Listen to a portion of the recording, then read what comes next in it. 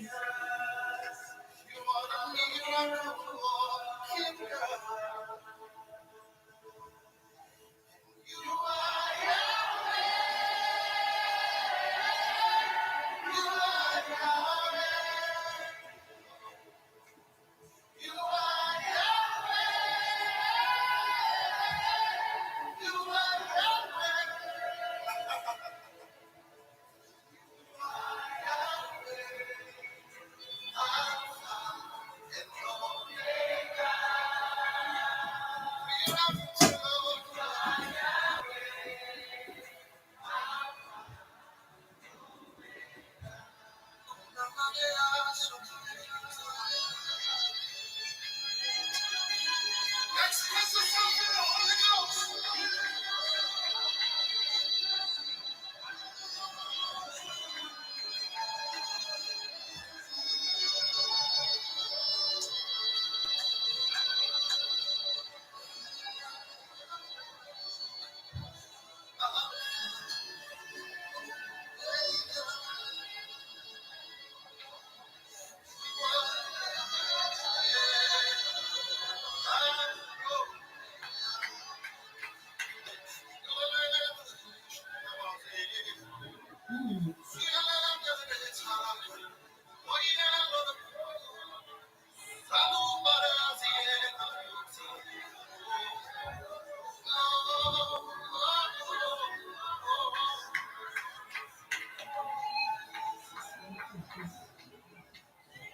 It's just rising right now. The power of God is rising right now. Lift your voices. This business is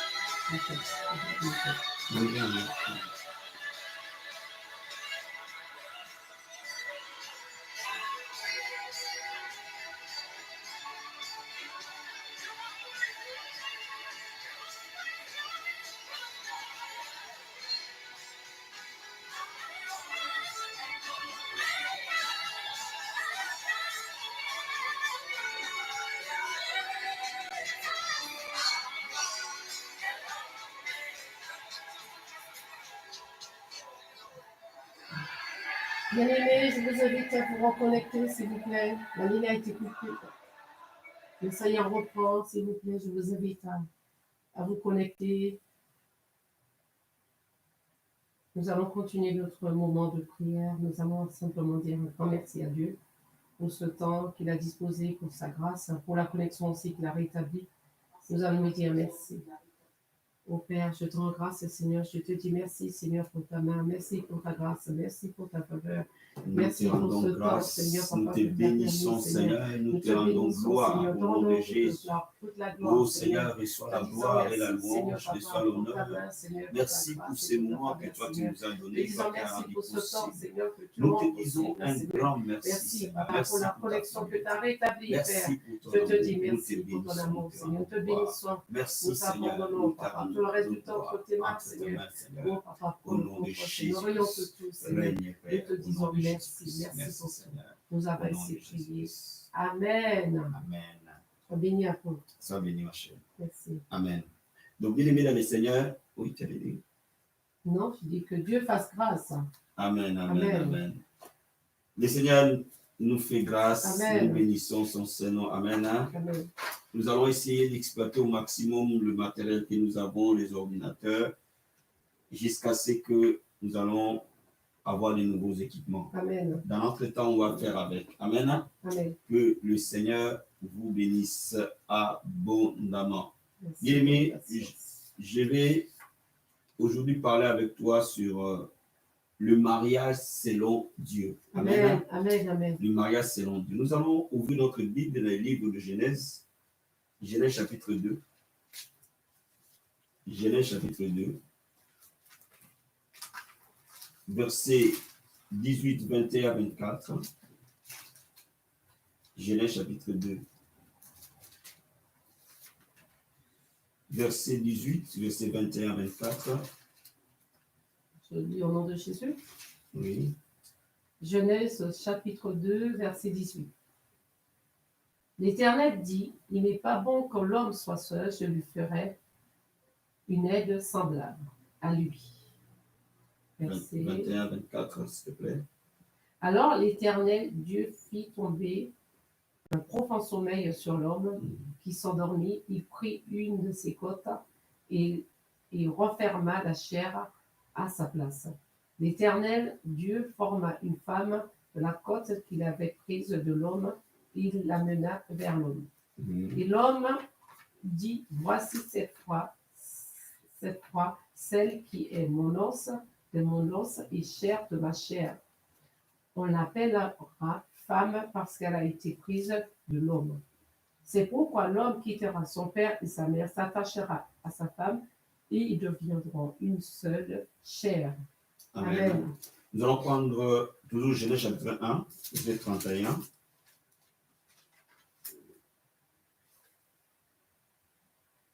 Vas-y. Genèse chapitre 1, verset 31. Et Dieu vit tout ce qu'il avait fait, et voici, cela était très bon. Ainsi, il y eut un soir, il y eut un matin, ce fit le 6e jour. Amen. Nous Amen. allons prendre Proverbe chapitre 18, verset 21. Je vais prendre plutôt verset 22. 18, 22. Mhm. Proverbe chapitre 18, verset 22. Oui. Celui qui trouve une femme trouve le bonheur. C'est une grâce qu'il obtient de l'Éternel. Amen. Amen. Bien-aimés dans le Seigneur, la Bible nous parle du mariage. Amen. Amen.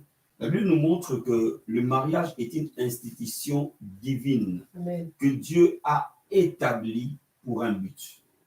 Le but du mariage est de amener le bonheur dans la vie de l'homme. Amen. Si le Seigneur a établi le mariage, c'était pour que l'homme ou la femme soit heureux. Dieu a établi le mariage pour le bonheur de l'homme. Parce que quand nous regardons attentivement la parole de Dieu, nous allons nous rendre compte que Dieu avait créé d'abord l'homme. Et quand il a créé l'homme, il a vu que l'homme n'était pas heureux seul. Donc, il a créé la femme pour résoudre ce problème. Donc, Dieu voulait que l'homme soit heureux, il a créé les mariages. Amen. Dieu voulait que la femme soit heureuse, il a créé les mariages. Donc, en réalité, le mariage n'est que le sentier du bonheur dans la vie. Amen. Le mariage est un instrument divin pour que le plan de paix et de bonheur puisse se réaliser sur terre. Donc, celui qui se marie dans le plan de Dieu trouve naturellement le bonheur. Amen. Si tu te maries dans le plan de Dieu, naturellement, tu trouves le bonheur. Parce que Dieu a créé le mariage pour rendre l'homme heureux. Et la Bible nous dit que quand Dieu a créé l'homme et la femme, il a dit tout était bon. Amen. Donc, en d'autres termes, le jour où tu te maries en Christ réellement, tu ne vas pas demander le bonheur est automatique et naturel. Amen. Parce que Dieu a institué le mariage pour un but, rendre l'homme heureux. Amen. Donc, bien aimé dans le Seigneur, cela explique quoi? Cela explique que le mariage est une institution divine avec un but, avec un objectif. Dieu n'a pas créé les mariages pour l'évangélisation. Dieu n'a pas créé les mariages pour la délivrance, mais Dieu a créé les mariages pour le bonheur. Amen. Tout celui qui trouve la voie du mariage en Christ trouve la voie du bonheur. Amen, amen. Amen. Donc, le mariage est un cadeau divin Amen. que Dieu a donné à l'homme et à la femme pour nous rendre heureux sur la terre. Mais laisse-moi te dire quelque chose. Ce mariage-là n'est pas heureux parce que l'homme et la femme sont parfaits. Non. Dieu a institué le mariage qui n'est pas une institution d'homme parfait. Le mariage n'est pas, tu n'es pas heureux dans les mariages parce que tu as trouvé l'homme parfait ou tu as trouvé la femme parfaite. Parce que l'homme parfait n'existe pas, la femme parfaite n'existe pas. Donc si le mariage était basé sur la qualité de perfection des hommes, il n'y aurait aucun mariage divin. Deuxième chose, le mariage n'est pas heureux parce que vous ne rencontrez pas des épreuves ou des difficultés. Vous allez les rencontrer et vous les rencontrerez. Donc, ce n'est pas les épreuves, ce n'est pas les difficultés, ce n'est pas les combats qui changent le mariage de son but. Le mariage non plus n'est pas heureux parce que vous êtes toujours d'accord. Ce n'est pas parce que l'homme et la femme doivent toujours être d'accord. Parce que vous allez vous rendre compte que dans les mariages, il y a des moments où on n'est pas d'accord. Mais les mariages continuent à être heureux. Amen. Amen, amen. Amen.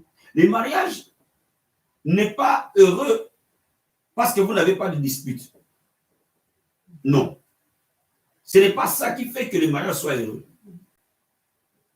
Parce qu'il y aura des disputes, même dans les mariages chrétiens, même dans les mariages des pasteurs, même dans les mariages des bishops, il y aura toujours des disputes. Amen, amen. Amen. Donc, le mariage, selon Dieu, n'est pas heureux par rapport aux circonstances extérieures. Le mariage, selon Dieu, est un chemin du bonheur parce que le mariage lui-même, selon Dieu, est un miracle. Amen. Le mariage qui marche est un mariage miracle. Amen. Parce que Dieu va prendre deux personnes de caractères différents, de passés différents, d'horizons différents, de cultures différentes et les mixer et en sortir une beauté. Amen. Donc, le mariage n'est qu'un miracle de Dieu. Amen. Parce que le mariage réel n'est pas objet de pensée de l'homme, mais c'est un miracle que Dieu accorde à l'homme et à la femme. Amen. Et ce miracle arrive sous deux conditions. La première condition, lorsque l'homme et la femme décident de suivre Jésus. Amen. Quand vous décidez de suivre Jésus, il amènera votre mariage à la perfection. Amen. Quand vous décidez de vous soumettre à lui, il rendra votre mariage, quelles que soient vos différences, quelles que soient vos imperfections, quelles que soient vos difficultés, il va amener ce mariage à une perfection. Pourquoi? Parce que le mariage est un miracle. N'oublie jamais, jamais cela. Deuxième chose, ce miracle-là se produit parce que l'homme et la femme acceptent de se soumettre à la seigneurie de Dieu dans les mariages. Amen. Quand Jésus vient régner dans notre mariage, quand l'homme et la femme acceptent de se soumettre à la parole de Dieu et à la seigneurie de Jésus, ils trouvent le chemin de leur bonheur. Amen. Regarde ce que la Bible nous dit dans Proverbe chapitre 3. Proverbe chapitre 3, versets 5 à 6. Je lis au nom de Jésus. Oui. Confie-toi en l'Éternel de tout ton cœur, il ne t'appuie pas sur ta sagesse. Amen. Reconnais-le de toutes tes voies, il aplanira tes sentiers. Amen. Amen. La Bible dit que confie-toi à l'Éternel. Amen. Même dans ton mariage, confie-toi à l'Éternel. Amen. Ne t'appuie pas sur tes propres connaissances. Ne t'appuie pas sur ta beauté. Ne t'appuie pas sur tes relations. Ne t'appuie pas sur ton salaire. Mais appuie-toi sur lui. Qu'est-ce que lui fera? Il aplanira ton mariage. Il va faire que de deux caractères incompatibles en sortir quelque chose de beau. Amen. Il va faire en sorte que deux personnes qui ne devaient jamais cohabiter, mais cohabitent avec une harmonie qui sort de l'ordinaire. Amen. Il te dit qu'il aplanira tes sentiers. C'est ça le miracle du mariage. Amen. Amen. Amen. Alléluia. Amen. De la même manière que nous voyons des miracles de guérison, De la même manière, nous voyons des miracles de délivrance. De la même manière, nous voyons des miracles de prospérité. Le mariage divin est un miracle, frère. Amen. Mais tu vis les miracles au quotidien. Et tu te poses la question, qu'est-ce qui se passe dans cette maison? La réponse est que la présence de Dieu a pris le contrôle de ta maison. Alléluia. Et il en a fait un jardin d'Éden. Amen. Il en a fait un lieu de paix. Amen. Il en a fait un lieu d'amour. Il en a fait un lieu de bénédiction. Amen. Donne-moi un bon amen. Amen. Amen. Amen. Est-ce que quelqu'un peut me donner un très très bon Amen. amen? Donc laisse-moi maintenant te dire quelque chose. Il te dit là clairement que si tu te confies à lui, c'est sa responsabilité de rendre ton mariage heureux. Amen. Amen. Bien aimé dans le Seigneur, le mariage selon Dieu est un mariage heureux. Pourquoi? Parce que Dieu s'engage de nous rendre heureux. Amen. Dieu veut que nous soyons heureux. Dieu veut que tu sois heureux. Dieu veut que ta femme soit heureuse. Dieu veut que tes enfants soient heureux. C'est sa responsabilité, pas la tienne. Et c'est lui qui veillera à ce que ce mariage fonctionne. L'unique chose qui te dit, suis-moi, je t'amènerai dans ta destination prophétique. Suis-moi, je rendrai ce mariage heureux. Suis-moi, tu seras heureux dans la vie. Suis-moi, tu seras heureux dans ton mariage. Amen, amen. Amen. Mais laisse-moi te dire quelque chose, bien-aimé dans le Seigneur. J'ai regardé un peu les statistiques de la France. En France, on a à peu près 130 000 divorces par an. La moyenne. 130 000 foyers qui se séparent chaque année en France. Avec comme conséquence des vies ruinées, avec comme conséquence des enfants qui vont cette semaine chez papa, l'autre semaine chez maman, une semaine chez papa, l'autre semaine chez maman, avec tout ce qu'il y a comme décrochage scolaire, avec toutes les difficultés spirituelles et humaines que cela engendre. Et des vies parfois complètement ruinées. Je suis convaincu que quand tu analyses, tu te dis, ça, ce n'est pas le plan de Dieu. Chaque année, 130 000 foyers se disloquent en moyenne en France. Donc cela revient à dire que l'Église de Dieu doit être équipée à comprendre et à discerner qu'il y a quelque chose qui affaiblit les familles en France. Alors si nous voulons bâtir un foyer stable, nous devons discerner ces facteurs-là qui affaiblissent les familles en France. Amen. Et les corrigeant par la parole de Dieu, nous allons automatiquement et naturellement bâtir des maisons stables. Malheureusement aussi, que même les chrétiens, même les serviteurs de Dieu, même des foyers, parfois qui étaient dans un autre environnement stable, quand ils arrivent dans cet environnement, se fragilisent. Nous avons vu des couples mixtes, des couples où l'homme était venu en Europe, il a pris sa femme en Afrique, il l'a ramené, ça se passait bien, mais dès qu'ils sont arrivés, les choses ont commencé. Pourquoi? Parce qu'il y a une atmosphère saturée par l'esprit de séparation, de divorce. Gloire soit rendue à Dieu.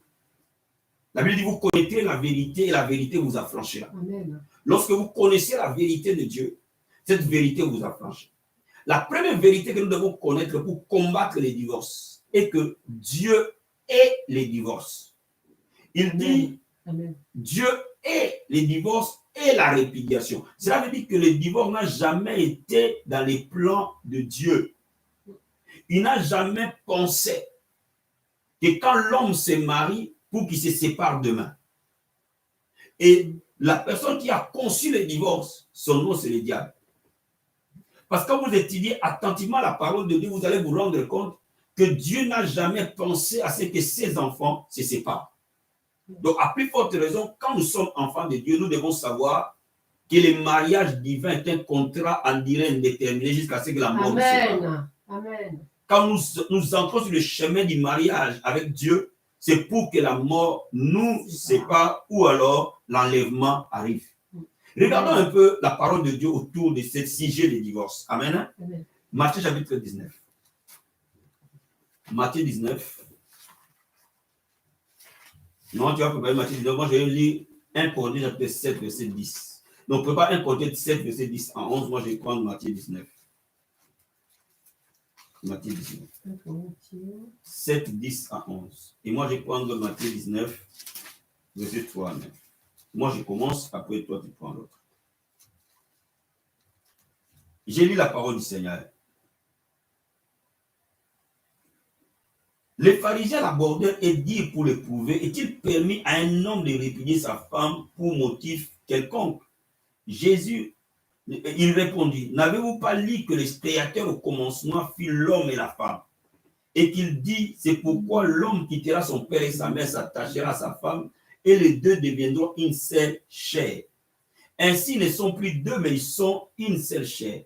Que l'homme donc ne sait pas parce que Dieu a joint. Amen. Pourquoi donc, lui dirent-ils, Moïse a-t-il prescrit de donner à la femme une lettre de divorce et de la répudier? Il leur répondit, c'est à cause de la dureté de votre cœur que Moïse vous a permis de répudier vos femmes. Au commencement, il n'en était pas ainsi.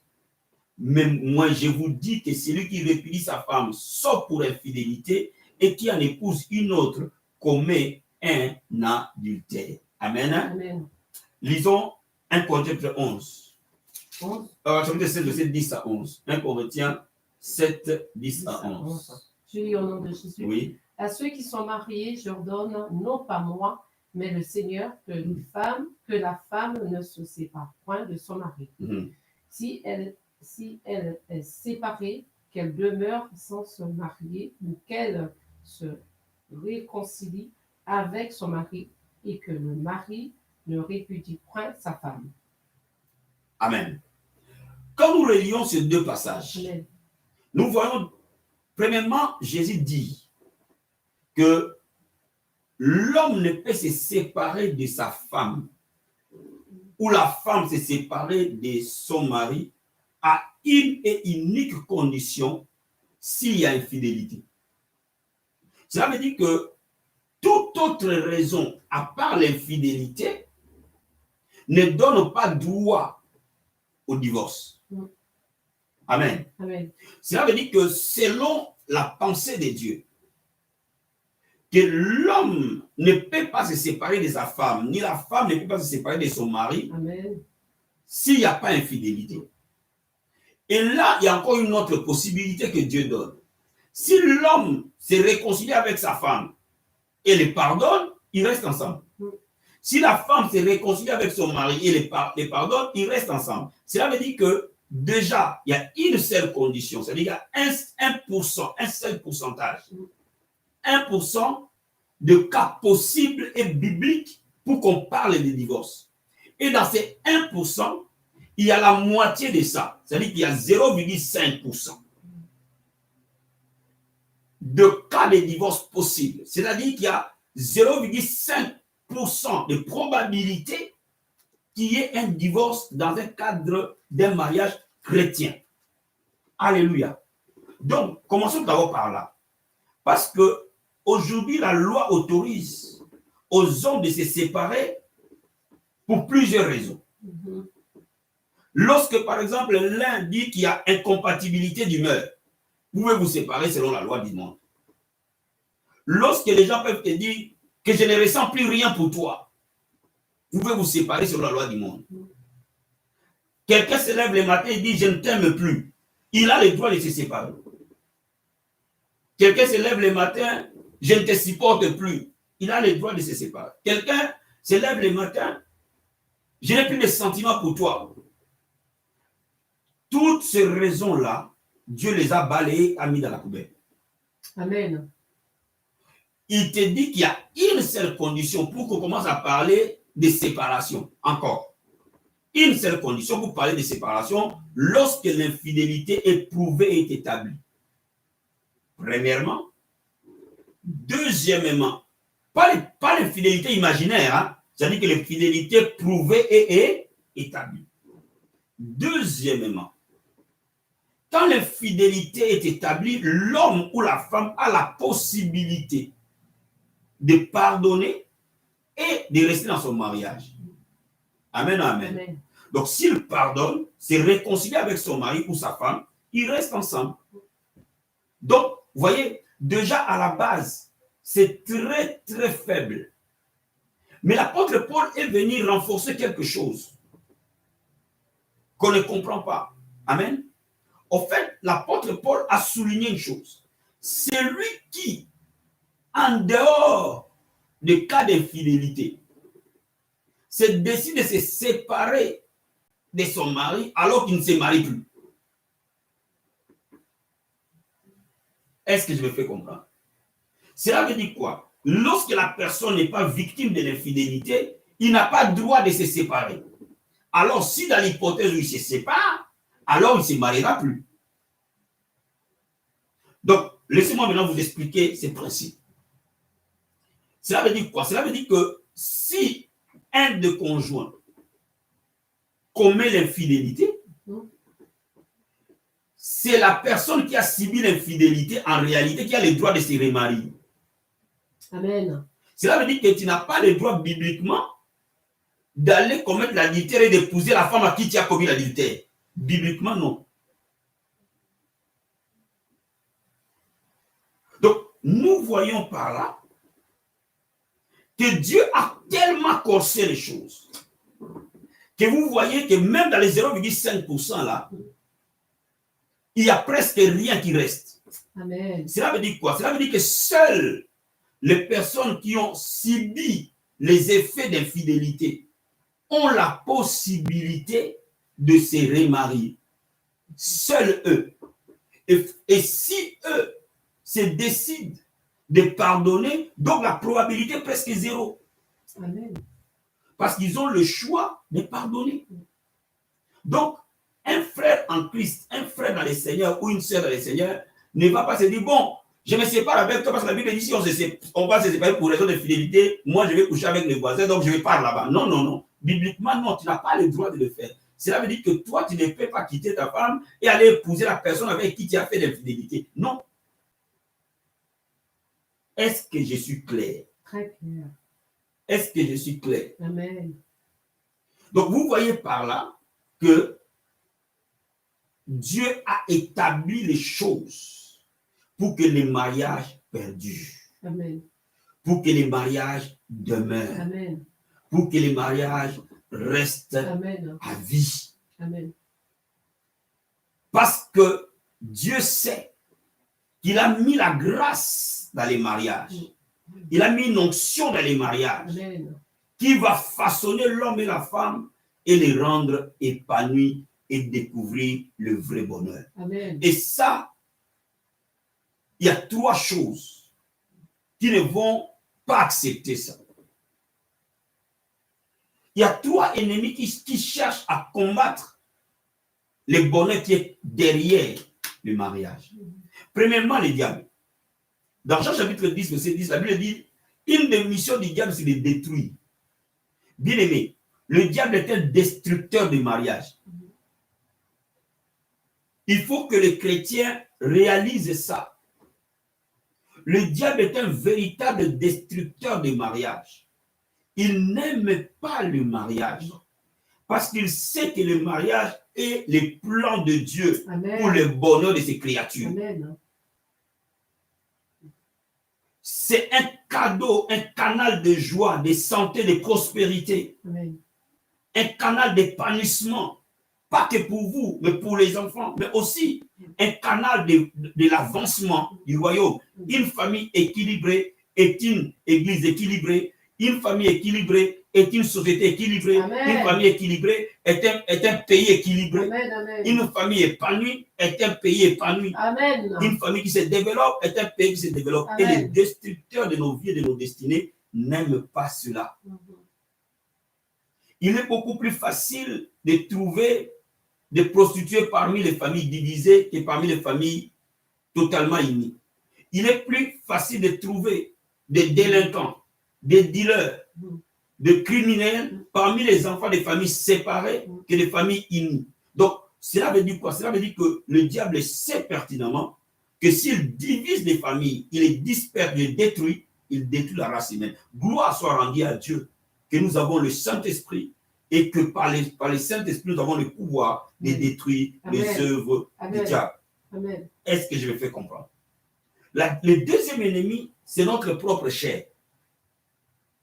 Vous allez vous rendre compte que un enfant de Dieu qui n'a pas crucifié sa chair aura du mal à avoir un mariage stable. Bien-aimé, je vais te dire une chose. La puissance de Dieu, le don de Dieu, sans le fruit du Saint-Esprit, n'est rien du tout. Lorsque notre chair n'est pas crucifiée, nous pouvons chasser les démons dehors, nous pouvons guérir les malades dehors, nous pouvons délivrer les captifs dehors, mais avoir une famille calamiteuse. L'unique chose qui permet à la famille d'être stable, c'est lorsque la chair est crucifiée. Amen. Bien aimé, je vais te dire une chose. Ce n'est pas la Bible qui prêche les membres de nos familles. C'est notre caractère qui prêche les membres de nos familles. Amen. Ce n'est pas, il est écrit, qui prêche ta femme et tes enfants. Mais ce que tu es, le prêche mieux que ce que tu dis. Amen. Donc, une personnalité remplie d'orgueil est un ennemi du mariage. Une personnalité égocentrique, remplie d'égoïsme, est une ennemie et l'ennemi du mariage. La colère est l'ennemi du mariage. Le manque de pardon est l'ennemi du mariage. Les querelles, les mensonges sont des ennemis du mariage. Amen.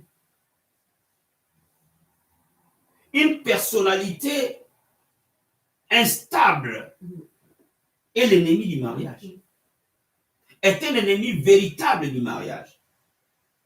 Donc, lorsque nous voulons bâtir un foyer stable, nous devons crucifier la chair. Amen. Notre chair doit être crucifiée par la puissance du Saint-Esprit.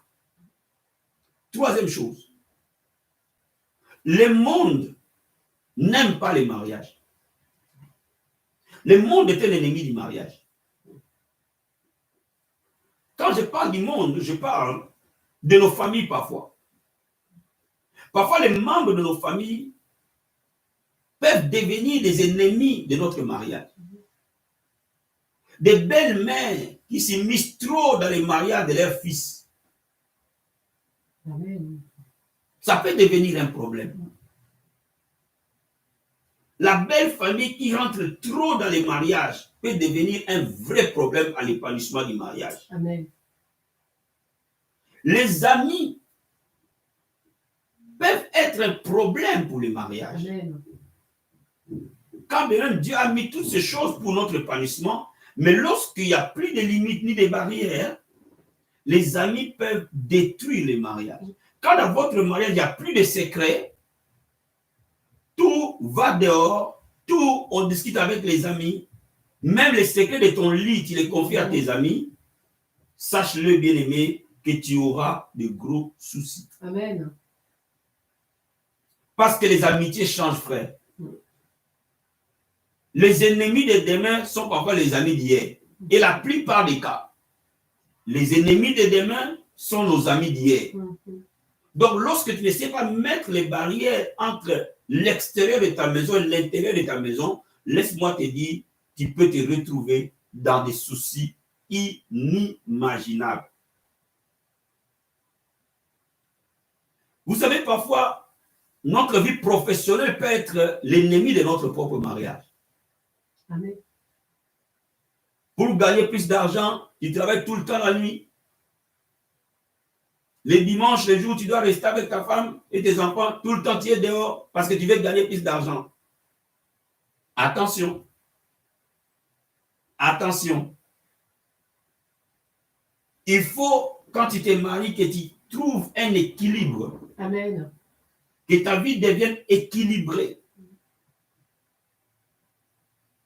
Ta vie doit devenir équilibrée de manière à ce que les membres de ta famille ne se retrouvent pas livrés à eux-mêmes. Parce que lorsque vous laissez les membres de votre famille livrés à eux-mêmes, tôt ou tard, vous ouvrez une brèche, Amen. vous ouvrez des portes pour que le diable vous détruise. Parfois même, nos églises peuvent devenir des ennemis de nos mariages. Vous savez, un homme de Dieu n'intervient dans un mariage que lorsque vous n'arrivez pas à régler les problèmes du mariage. C'est à ce moment-là, un homme de Dieu peut venir intervenir. Mais ne faites pas un homme de Dieu une troisième personne dans votre couple. Ça pose un autre problème. Vous devez comprendre que l'homme de Dieu est là pour aider lorsque vous n'arrivez pas par vous-même. Mais je pense que le mariage est l'affaire de deux personnes adultes. Amen. Je pense que le mariage est l'affaire de deux personnes mûres. Amen. Donc ce n'est pas les enfants qui se marient. Celui qui s'est marié, cela veut dire qu'il s'est considéré capable de résoudre les dilemmes de la vie. Amen. Amen. Donc c'est quand vraiment il a essayé qu'il n'arrive pas, à ce moment-là, il va demander de l'aide. Amen. Mais n'ayez pas les réflexes naturels. À chaque ingratinure, on appelle les pasteurs. Non. Vous exposez les pasteurs, vous exposez votre famille, vous allez sur un terrain qui est extrêmement dangereux et glissant, et pour les pasteurs, et pour vous. Amen, amen. Amen. Amen, amen. Amen. Donc vous devez comprendre ça. Vous devez les comprendre.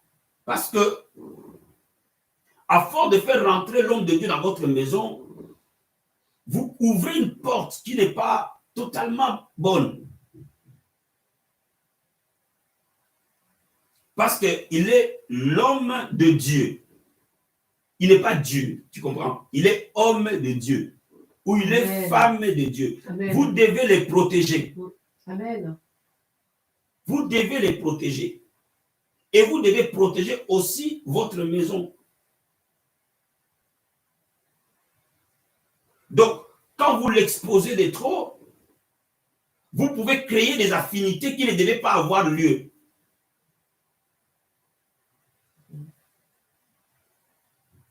J'ai vu des gens héberger des hommes de Dieu et qui, en fin de compte, les hommes de Dieu ont couché avec leurs femmes.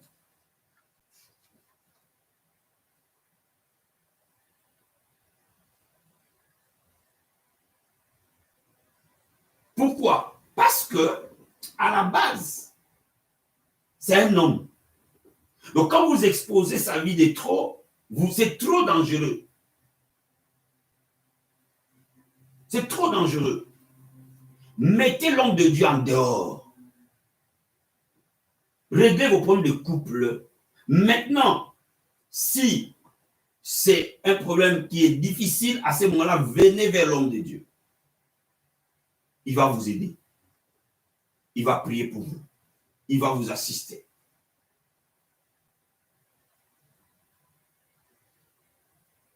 Parce que nous sommes des enfants de Dieu. Amen. Nous avons le Saint-Esprit et par la prière et le ministère de l'Esprit, l'homme de Dieu peut prier pour vous à distance sans entrer trop dans votre vie de couple, mais intervenir spirituellement dans votre vie de couple, sans qu'il soit totalement impliqué dans vos secrets de lit, dans vos secrets de ceci, de cela. Ça, c'est votre vie privée, gérez ça vous-même. Bien aimé, je vais dire à quelqu'un cet après-midi, il y a un prix à payer pour le bonheur du couple.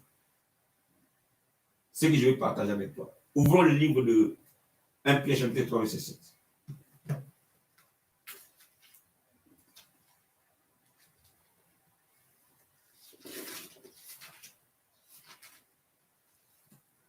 Un Pierre chapitre 3, verset 7. Amen. Vas-y, maman, s'il te plaît. 1 Pierre, chapitre 3, verset 7. Marie, montrez à votre tour de la sagesse dans vos rapports avec vos femmes, comme avec un sexe plus faible. Honorez-les comme devant aussi hériter avec vous de la grâce de la vie. Qu'il en soit ainsi, afin que rien ne vienne faire obstacle à vos prières. Amen. Réponds, s'il te plaît, réponds. Le temps que je trouve le verset. Marie, montrez à votre tour de la sagesse dans vos rapports avec vos femmes. Soyez, comme avec un sexe plus faible. Amen. Honorez-les comme devant aussi héritiers avec vous de la grâce de la vie. Qu'il en soit ainsi, afin que rien ne viennent faire obstacle à vos prières. Amen. Je vais te lire Éphésiens 4, verset 26-27. Si vous vous mettez en colère, ne péchez point. Que le soleil ne se couche pas sur votre colère. Amen. Ne donnez pas accès au diable. Amen. Ne donnez pas accès au diable.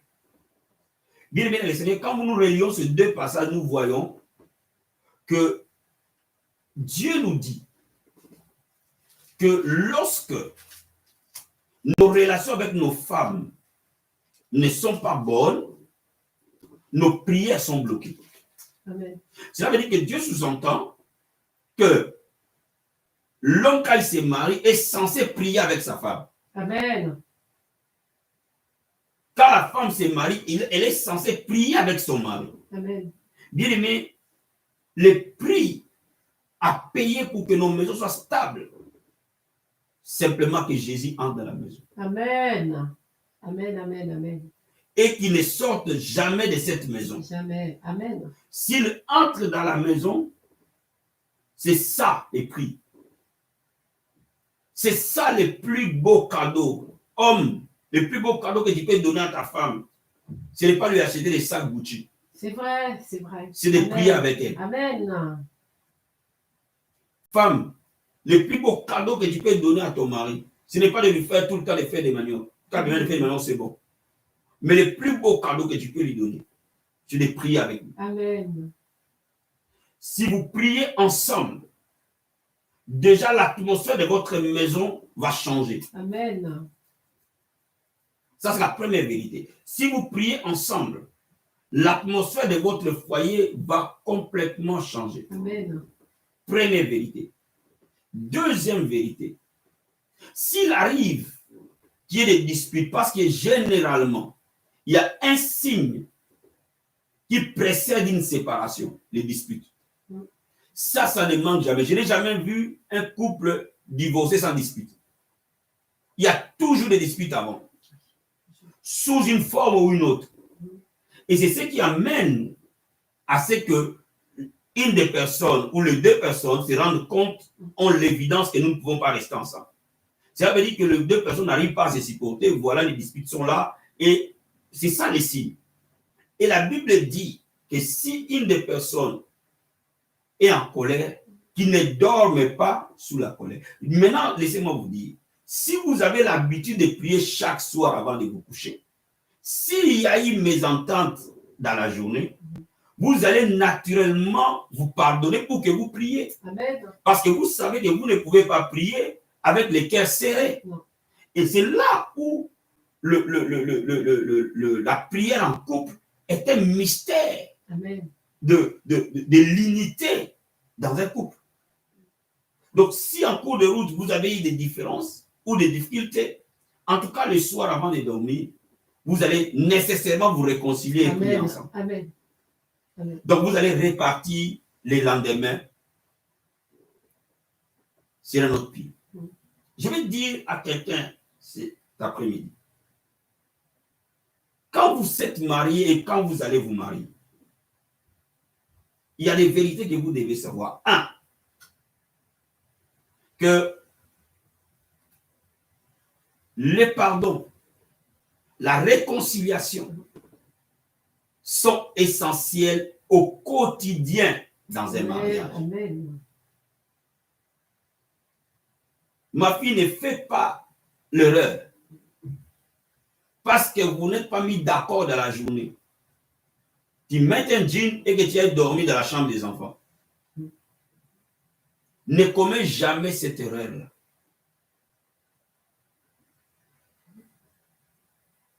Mon fils, jeune homme, messieurs, ne commets jamais l'erreur parce que vous n'êtes pas mis d'accord. Dieu n'a jamais dit qu'on se mettra tout le temps d'accord. Mais Dieu a dit, s'il y a mésentente, discorde, ne dormez pas sous la colère. Cela veut dire que la réconciliation doit être faite. Donc, si vous êtes réconciliés et que vous avez prié, alors vous allez dormir l'un à côté de l'autre en se tenant la main. Donc, vous voyez, le diable entre comment?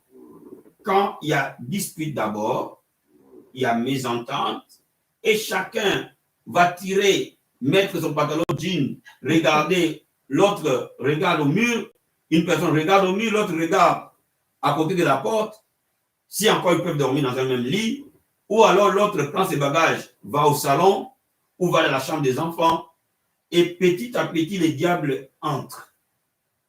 Vous donnez accès au diable dans votre maison. Et quand il prend accès dans votre maison, il détruit. La Bible déclare que l'homme ne se sépare pas de la femme. Amen. Si ce n'est que pour un petit temps, en fait, il va qu'à la prière. Et si ce n'est pas pour prier, l'homme ne doit pas se séparer de la femme. Vous comprenez ce que la Bible dit, se séparer de la femme. Amen. Donc, quand vous ne saisissez pas ces secrets, vous fragilisez votre foyer. Et c'est pour cela que je voulais parler avec toi aujourd'hui, que nous pouvons avoir des maisons heureuses. Amen. Nous pouvons avoir des foyers stables. Amen. À une et une seule condition. Jésus entrait dans nos maisons. Jésus demeurait dans nos maisons. Amen. Il faut comprendre que dans un couple, et c'est là où je vais m'arrêter, si une des personnes monte, l'autre doit tempérer. Parce que le poison du couple, c'est les disputes et les querelles. La porte, le plus grand boulevard que le diable a d'entrer dans une maison, c'est la porte des disputes et des querelles. Ou alors les chemins les plus courts de la séparation, c'est les chemins des querelles et des disputes. Et si vous bloquez cette porte-là, c'est fini. Votre maison sera une maison de paix. Parce que votre maison sera une maison de paix. La gloire de Dieu viendra à votre maison. Amen. Que le Seigneur te bénisse abondamment, toi qui m'as suivi. Que Dieu te bénisse abondamment. Merci, pasteur Marie-Lise. Voilà l'exhortation que j'avais à donner aujourd'hui. Merci à vous. Sois béni. Merci, maman. Sois béni, béni, béni. Que Dieu te comble encore. Merci. Je pense qu'on a eu suffisamment de clés pour pouvoir bâtir un foyer selon Dieu. Amen.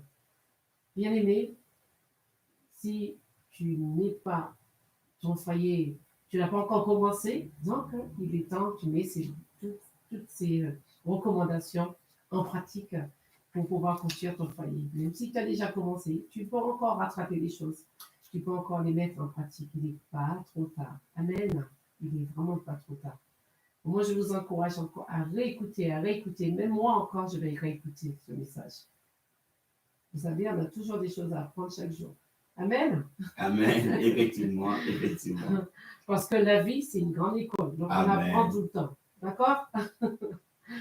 Voilà. Nous sommes prêts à vous écouter. S'il y a des questions, nous sommes disposés à répondre. Amen. Je vous écoute. On attend vos questions. Mais c'était un très bon message. Ah, merci. Merci. Merci, c'est fait avec amour. Amen. Merci. Derrière.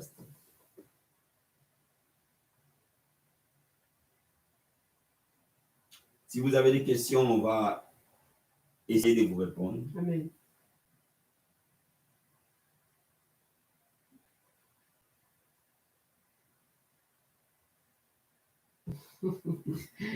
Sois bénie, ma fille. Si elle te l'accordera, il te donnera ce que ton cœur désire. Alors reçois. Amen, amen, amen, amen. Ma fille Mathia. Sois bénie.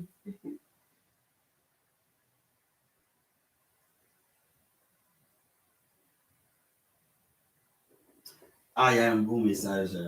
Notre fille nous a écrit. Merci beaucoup pour cet enseignement, papa. C'était édifiant. Je regrette de ne pas l'avoir eu avant, vraiment. Ça m'aurait évité tant de peine. Rien n'est trop tard. Oui, jamais trop tard. La gloire du second temple sera plus élevée que la gloire du premier temple. Ça, c'est sûr. Amen. Amen, amen. J'ai une question. Que doit faire la femme ou l'homme lorsqu'il est victime d'infidélité prouvée et multipliée? Ouais, ça c'est bien. Que doit faire la femme ou l'homme lorsqu'il est victime d'infidélité prouvée et multipliée? Quand un homme ou une femme est victime d'infidélité, en étant chrétien, il va d'abord vers le Seigneur. Amen. Parce que la parole lui donne la possibilité de pardonner Amen. ou alors de s'arrêter. Amen. Et dans un environnement comme ça, il va d'abord devant la face de Dieu pour poser la question au Seigneur, qu'est-ce que je dois faire? Alors, c'est que le Seigneur lui dira, et c'est ce qu'il décidera. Donc, si, comme le Seigneur est omniscient, il sait toutes choses, il lui donnera un conseil en lui disant, voilà ce qu'il faut faire. Amen. Donc, dans un environnement comme ça, la première des choses déjà, c'est d'aller vers le Seigneur. Amen. Et c'est pour ça qu'on vous dit toujours, on n'arrête jamais de vous dire, mariez-vous avec des vrais chrétiens. Amen. Déjà, mariez-vous dans le Seigneur, ça c'est une chose. Parce que parfois, dans les seigneurs, là, il y a des gens qui ne sont pas des vrais chrétiens. Même dans les seigneurs, là. Amen. Il y a des gens qui ne sont pas des vrais chrétiens. Donc, déjà dans les seigneurs, il faut trier. Alors, si tu vas en dehors du Seigneur, assume. Et Dieu a établi toutes ces choses, c'est pour nous protéger, pour notre bien. Donc, écoutez la voix du Saint-Esprit, il va te guider et décider. Amen. Si vous vous séparez, la Bible vous donne le droit. Si vous pardonnez, la Bible vous donne le droit aussi. Oui, c'est la seule chose qui lui reste, c'est à prier, à persévérer dans la prière. Donc, j'insiste sur cette notion-là de se marier dans le Seigneur. C'est très important. Amen. Quand vous avez épousé un bon chrétien, une bonne chrétienne, cette affaire-là est réglée. C'est réglé d'avance. D'avance.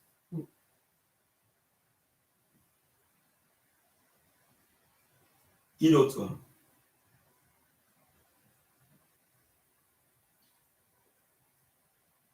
Qui d'autre a une question?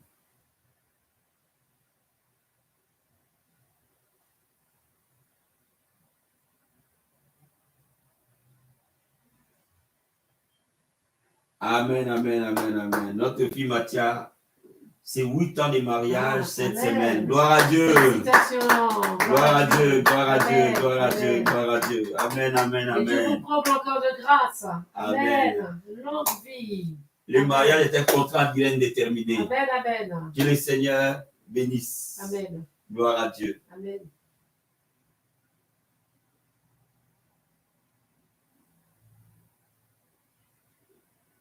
Je remercie toute la famille pour les soutiens spirituels, même de loin. Nous sentons votre présence. Que Dieu te bénisse. Amen. Bonjour mon père, ma fille Corinne. Merci beaucoup pour cette émission très édifiante. Que doit-on... Oh là là, ça monte. Que doit-on faire? Que doit-on faire, oui. Quand l'autre partenaire, sans le savoir, a toujours tendance à tout faire tout seul. Ah, d'accord. Vous savez, le couple ne se construit pas en un jour. Le mariage, c'est un long chemin. Parce qu'il faut comprendre une chose, que ceux qui sont restés longtemps célibataires, on parle le fait qu'ils sont restés longtemps célibataires, à vivre sans attendre de l'autre. Donc, ils sont devenus très autonomes. Ce n'est pas un défaut en soi, mais il faut équilibrer ça. Donc, quand on sent que l'autre a tendance à tout faire seul, toi, ce qui est dans ton pouvoir, implique-le. Amen. Cela veut dire que commence à l'impliquer à ce que toi, tu es capable de faire. Implique-le. Toi, implique-le régulièrement. C'est l'unique manière de les faire pivoter en douceur. Parce que n'oublie pas que les gens qui sont restés longtemps seuls, ou les gens aussi qui ont vécu parfois seuls avec leurs parents, ont tendance à développer ces mécanismes de survie-là. Donc, ça prendra du temps pour s'enlever. Commence déjà à l'impliquer et commence à prier pour ça. et apprendre à faire les choses ensemble. Voilà. Petit à petit, ça s'apprend et après, ça viendra tout seul. Je pense que ça viendra naturellement. Et puis, je peux rajouter, c'est Oui, l'impliquer vraiment dans tous les projets. Lui faire part, même s'il est un peu en retraite, même si c'est toi qui es amené à prendre les décisions, tu lui fais part des comptes rendus. Au fur et à mesure, tu le fais basculer progressivement pour qu'il puisse vraiment participer naturellement. C'est comme un enfant qu'on éduque. C'est la même chose. C'est très important. Ouais. J'ai une autre question qui est intéressante. Si dans un couple, si dans le couple, une femme est une marathonienne de la prière, mais pas l'homme, comment s'y prendre pour que l'homme ne se sente pas trop inférieur? Merci d'avance, c'est très bien, c'est une très bonne question. Actuellement, dans le monde d'aujourd'hui, franchement, si on cherche des gens qui prient, à 80%, ce sont des femmes. D'accord? Dieu a équipé les femmes de cette grâce-là de la prière. Amen. Amen. Donc ça, il faut le reconnaître. Maintenant, on n'oublie pas que le bâtisseur de l'autel, c'est l'homme. Mais si l'homme a du retard, la femme prend la main parce que la femme est l'aide de l'homme. D'accord? Donc, dans un premier temps, je lui demanderai plus de l'intercession et faire des toutes petites prières avec son mari au départ. Amen. Sans le blâmer, sans lui dire qu'il ne fait pas ce qu'il doit faire, ça c'est quel genre de mari, tu vois. Des petites choses déjà. Instaurer quand vous devez manger, prier. Donc, dans une famille équilibrée, les repas du soir, on les prend ensemble. Donc, quand vous allez manger, la femme profite de cette occasion pour prier. Quand vous allez au lit, quoi qu'il en soit, tu peux même faire une prière de 2 minutes, avec un point de contact simplement. Tu le tiens chérie, on va prier. Tu le tiens simplement comme ça, et tu fais la prière. C'est un point de contact. Et dans d'autres moments, tu intercèdes beaucoup pour lui. Beaucoup, beaucoup, beaucoup, beaucoup, beaucoup. Tu intercèdes, tu intercèdes, tu intercèdes. Et tu verras. Tu verras quoi et moi. Chaque soir, tu le tiens, c'est 2 minutes. Papa, nous laissons cette nuit entre tes mains. Mais je laisse mon mari entre tes mains. À côté qu'il soit ton mari. Hein. Oui, oui, oui, oui. À condition qu'il soit ton mari. Parce que tu n'as pas le droit de prendre la main de quelqu'un qui n'est pas ton mari. Donc, Seigneur, je laisse mon mari entre tes mains. Parce que c'est un droit d'alliance. Amen. Donc, tout ce que tu diras à Dieu, dis-lui oui, amen. Amen. Donc, tu pries 2-3 minutes et puis le Seigneur va faire le reste. Ce n'est pas par la force humaine, mais tu vas beaucoup intercéder en privé pendant qu'il est au travail, pendant que tu as un petit moment, tu intercèdes beaucoup pour lui et tu fais juste des petits points de contact, petits points de contact, petits points de contact. Tu verras ce que le Seigneur va faire. Amen. Quand il lui fait à manger, tu pries à l'âme. Quand il repasse ses vêtements, ramassa. C'est ça, bien aimé. Moi, je ne comprends pas. C'est vrai, en plus, ça marche. Si j'étais une femme, vous allez être chaud, hein? Amen, amen. Le reste, homme. Voilà, je sais que je suis. Est-ce que vous comprenez? Parce que je sais que les femmes ont tellement de possibilités que nous, les hommes, on n'a pas. Amen, parce que c'est rare que tu vas voir un homme en train de faire à manger tous les jours.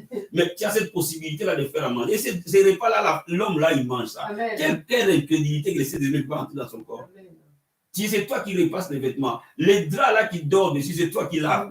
Mon ami. Ah, le lit là où il va dormir. La maison que tu nettoies, c'est ta maison. Donc tu as tellement de points de contact que si une femme se lève de la prière, l'homme ne peut que suivre.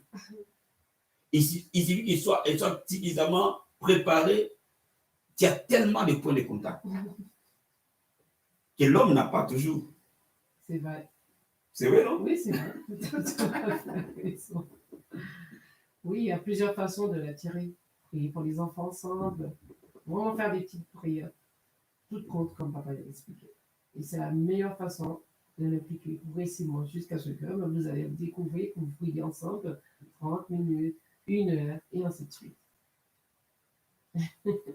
Prenez votre place, les enfants. Amen. Amen. Amen.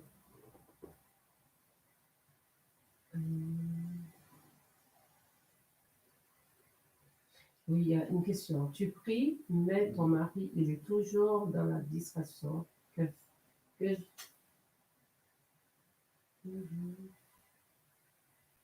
Que dois-je faire? C'est quoi? Il y a une autre question? Oui.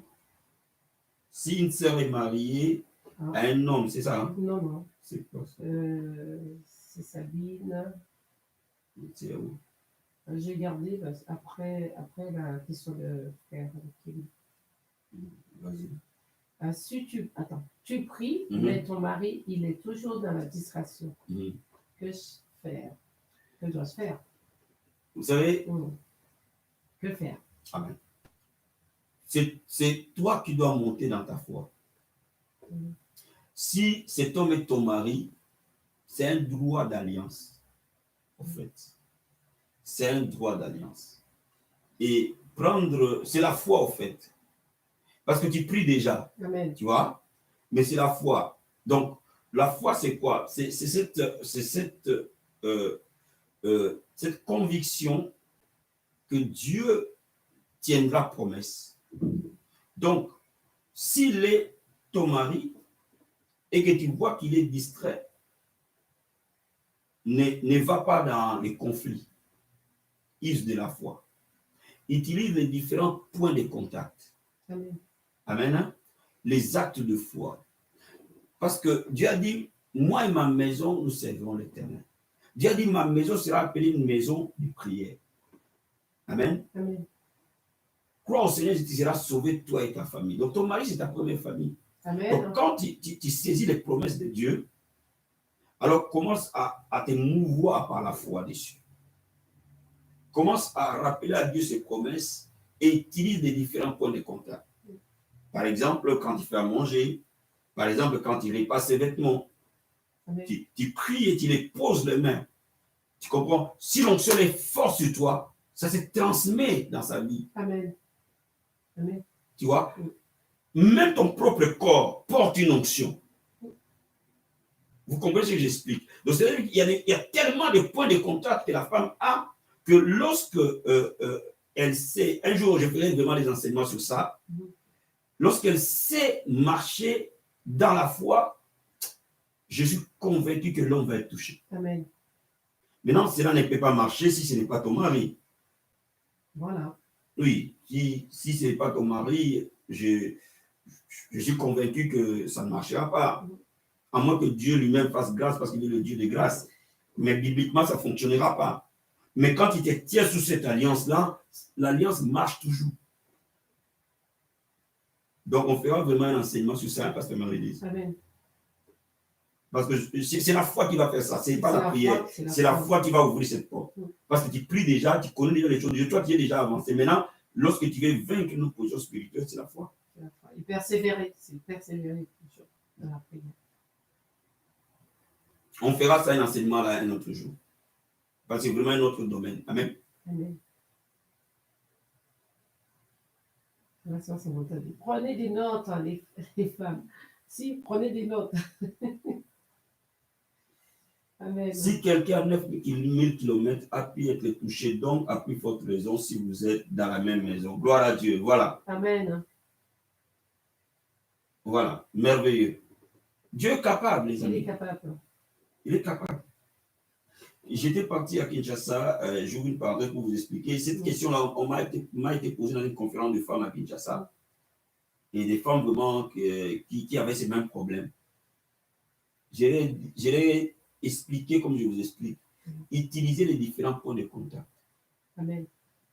Ma fille, ton corps est un point de contact. Amen. Au moins ton corps. Parce que même vous êtes un. Dans une intimité, cet homme reçoit la grâce que tu as. Quand tu fais à manger, pourquoi tu ne prierais pas? Quand tu sais la chaise où il s'assoit la plupart, il y a parfois des gens qui ont des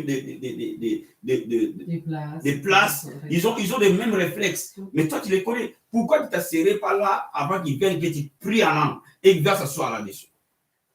Il y a tellement de choses. Il y a l'oreiller au dehors, tu pries dessus. Voilà. Il y a l'oreiller, il y a plein de choses. Il y a trop de choses que la femme a et en utilisant ces différents outils de foi, Même s'il est vraiment incrédule, il va être touché. Il est touché. Obligé. Ne regarde pas que non, il est là, ne regarde pas. Non, c'est Dieu qui touche, c'est Dieu qui convainc les cœurs. Il est capable de le changer. Il est capable. On ne change pas quelqu'un par la force. On laisse le Saint-Esprit le changer. Amen. Qui d'autre?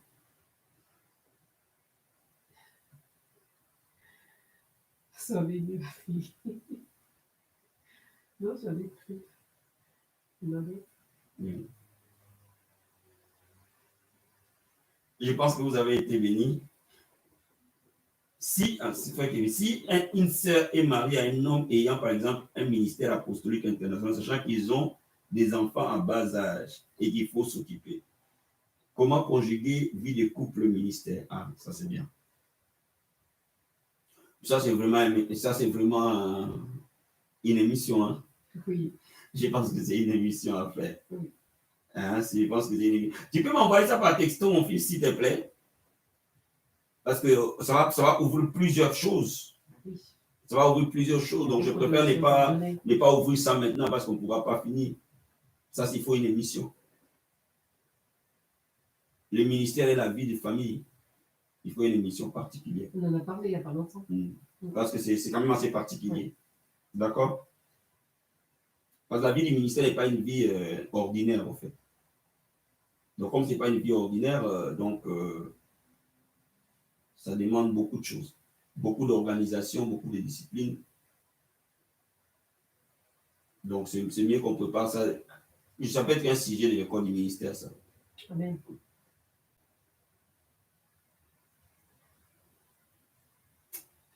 Est-ce que vous avez été bénis?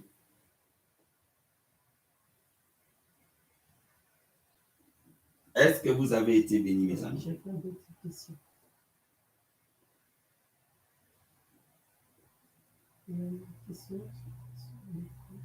Non, moi, j'ai plus de questions.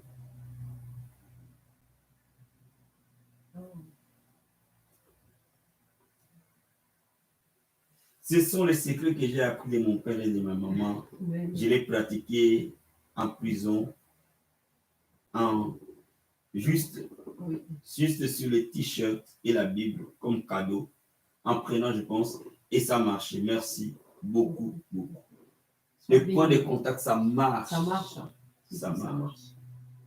Vous savez, moi, j'ai prié pour maman et je mettais, et j'avais des petites notes dans mes poches. Et j'ai intercédé pour elle pendant des années. Et tout ce que j'avais... Des années, pas des années, quelques années. Non, mais je ne veux pas dire que c'était un problème. Mais j'ai prié dessus. Et tout ce que j'ai pensé, conçu, c'est que je vois. Amen. C'est que je vois. Si, c'est vrai. Ça marche avec point de contact. Ça marche. Moi, j'ai prié pour rencontrer mon mari et mon point de contact, c'était l'oreille. Ça a marché, la preuve. Ça marche. Ça marche. Faites ça, faites des points de contact, priez dessus, vous allez voir. Vous allez voir comment Dieu va intervenir dans votre vie. Amen. Nous sommes arrivés à la fin, mes amis. Nous avons passé un moment agréable dans sa présence. Amen. Vraiment que le Seigneur vous bénisse. Amen. Que le Seigneur nous bénisse abondamment. Vraiment, soyez bénis. Merci, Pasteur Marie-Lise. Merci pour ces moments. Amen. Merci à toi. Merci à toi. Merci à toute la famille Vie Abondante. Merci à tous ceux qui nous suivent et qui aiment nos émissions. Que le Seigneur vous bénisse abondamment. Amen. Amen. Donc, on fera un moment autre, on fera un enseignement sur le point de contact, d'accord? Amen. Le point de contact de la vie des familles, on fera un message dessus. Amen. Passez un très bon après-midi. On va se retrouver à 21h pour la prière. Amen. Que le Seigneur vous bénisse abondamment. Soyez bénis et je vous dis une très bonne après-midi et je vous dis à ce soir. Amen. Si vous n'êtes pas encore abonné, n'oubliez pas de vous abonner et de liker la vidéo. Amen. À ce soir. À ce soir. Bye. Bye.